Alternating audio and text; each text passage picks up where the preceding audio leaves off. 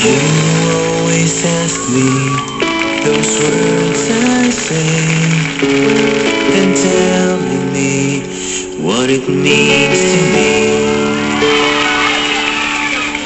Every single day, you always act this way. For how many times I told you I love you, for this is all I know.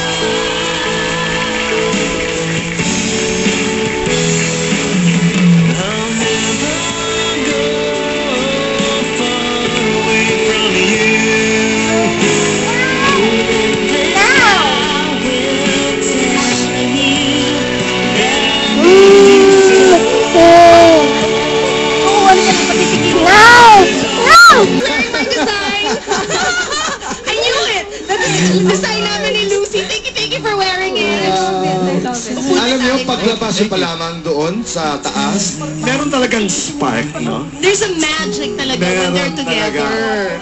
Maraming salamat. Mga kaibigan, live na live po tayo ngayong umaga dito sa Boy and Chris. Okay. Mature ngayon ang gagampanan nila, dito sa pelikulang ito, talagang iniwanan niyo na ba ang inyong pagiging bata?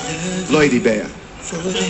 Hindi naman. Siguro marami pa rin mga bagay na madali kami natutuwa. Alam mo yun, mga... Like what? Yung mga bagay na galing sa... simple things. Galing sa Katulad. Until now, nakakaaliw para sa'yo. Una-una, hindi ko pa rin na-outgrow yung chocolates sa pagiging bata. Okay, ikaw, Lloyd. Pero hindi na mukha, Hindi na mukha mahilig sa chocolates, Tarzan. Parang give up mo na. Ako naman, well, magkaiba kami. Kung siya merong mga hindi na-outgrow, ako, di ba, pagkabata ka, pilit kang pinapatulog na nanay mo, ayaw matulog. Ngayon, yun ang gusto namin. Gusto namin makatulog. Matulog. Baliktad na. Oo, Parang hindi naman halata sa eyebags mo ngayon. Sige nga, mag-asaran nga kayo, umaga naman. Thank you very much. Okay. Bakit namin pinag-uusapan mga kaibigan pagiging bata? Dahil yan ang ating tatalakayin at malalaman po natin at malalaman po ninyo bakit. Yes! Ito ang ating episode for today. Let's watch this. Mga bata! Mga medyo bata. Makinig kayong mabuti dahil ngayong araw, mga bata,